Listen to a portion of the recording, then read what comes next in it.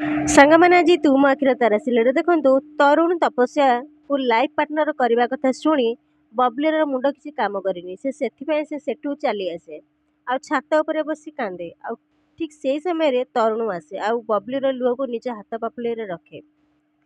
ଆଉ ଏସବୁ ଦେଖି ବବଲି ବହୁତ ଡରିଯାଏ ଆଉ ମନେ ମନେ କୁହେ ତରୁଣ କ'ଣ ସବୁ ଜାଣିଦେଲେ ନା କ'ଣ। ତରୁଣ କୁହେ ସତରେ ବବଲି ତମେ କାନ୍ଦୁଛ ଆଉ ତମ ଫ୍ରେଣ୍ଡର ଏନଗେଜମେଣ୍ଟରେ ତମେ ଖୁସିରେ ଲୁହ ଧରଉଛ।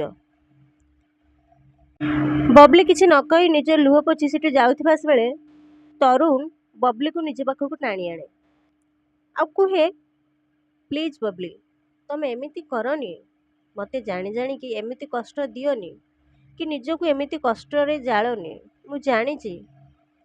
ମୁଁ ଜାଣିଛି ବବଲି ତମେ ମୋତେ ଭଲ ପାଉଛ, ହେଲେ କାହିଁକି ମୋଠୁ ଦୂରେଇ ଯିବାକୁ ଚାହୁଁଛ? କାହିଁକି? ବବଲି ତମେ ମୋତେ ଲୁଚେଇବାକୁ ଚେଷ୍ଟା କଲେ ବି ତମେ ଲୁଚେଇ ପାରିବନି ବବଲି, କାହିଁକି ନା ତମ ମୁହଁ ସବୁ ସତ କହିଦେଉଛି।